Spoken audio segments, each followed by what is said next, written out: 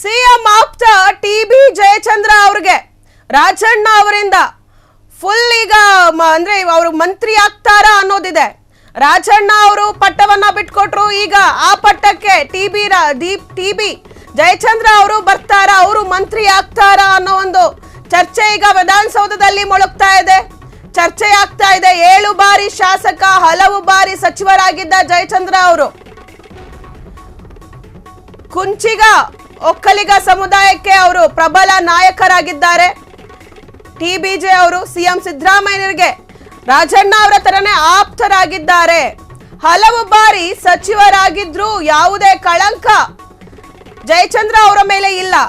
Rajanna controversy ಹೇಳಿಕೆ TB. ಜಯಚಂದ್ರಗೆ ಮಂತ್ರಿ ಪಟ್ಟಕ್ಕೆ ಹೋಗಲು ದಾರಿ ಆಗುತ್ತಾ?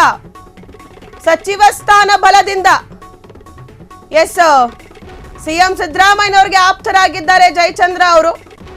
ಟಿ.ಬಿ. ಜಯಚಂದ್ರಗೆ ಕುಲಾಯಿಸಿದ ಅದೃಷ್ಟ ಅದು ರಾಜಣ್ಣ ಅವರಿಂದ.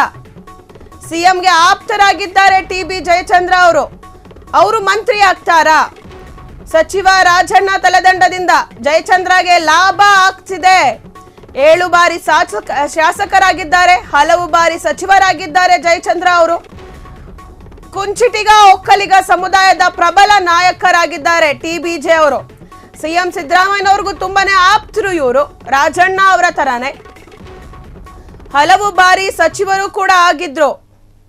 ಎಸ್ ನೋಡಿ, ರಾಜಣ್ಣ ಅವರ ವಿವಾದಾತ್ಮಕ ಹೇಳಿಕೆಯಿಂದ ಹೈಕಮಾಂಡ್ ಅವ್ರನ್ನ ಪಕ್ಷದಿಂದ ಹೊರಗಾಕಿದೆ.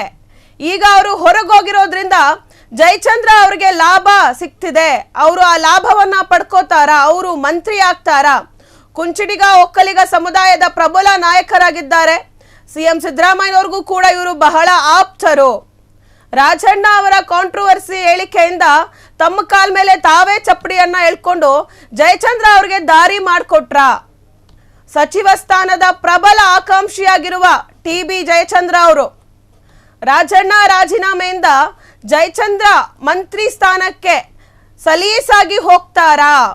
ಟಿ.ಬಿ. ಜಯಚಂದ್ರಗೆ ಕುಲಾಯಿಸ್ತು ಅದೃಷ್ಟ ಅಂತ ಹೇಳಿ ಈಗಾಗಲೇ ವಿಧಾನಸೌಧದಲ್ಲಿ ಮಾತಾಗ್ತಿದೆ. ಟಿ.ಬಿ. ಜಯಚಂದ್ರ ಅವರ ಹೆಸರು ಎಲ್ಲ ಕಡೆ ವಿಧಾನಸೌಧದ ಮೂಲೆ ಮೂಲೆಯಲ್ಲೂ ಓಡಾಡ್ತಿದೆ. ರಾಜಣ್ಣ ಅವರ ಸ್ಥಾನಕ್ಕೆ ಈಗ ಟಿ.ಬಿ. ಜಯಚಂದ್ರ ಅವರು ಬರ್ತಾರಾ? ಅವರ ಇಷ್ಟು ವರ್ಷದ ಎಕ್ಸ್ಪೀರಿಯನ್ಸ್ ಅಲ್ಲಿ 7 ಬಾರಿ ಶಾಸಕರಾಗಿದ್ದಾರೆ, ಹಲವು ಬಾರಿ ಸಚಿವರಾಗಿದ್ದಾರೆ. ಇಷ್ಟು ವರ್ಷದ ಒಂದು ಕಾರ್ಯಾವಧಿಯಲ್ಲಿ ಅವರು ಎಲ್ಲೂ ಕೂಡ ಕೆಟ್ಟ ಹೆಸರನ್ನ ತಗೊಂಡಿಲ್ಲ, ಒಂದು ವಿವಾದಾತ್ಮಕ ಹೇಳಿಕೆಗಳನ್ನ ಕೊಟ್ಟಿಲ್ಲ. ಹೀಗಾಗಿ ಅವರು ಸಚಿವ ರಾಜಣ್ಣ ಅವರ ಸ್ಥಾನಕ್ಕೆ ಬರ್ತಾರಾ? ರಾಜಣ್ಣ ಅವರ ತಲೆದಂಡದಿಂದ ಜಯಚಂದ್ರ ಅವರಿಗೆ ಲಾಭ ಆಗ್ತಿದೆ.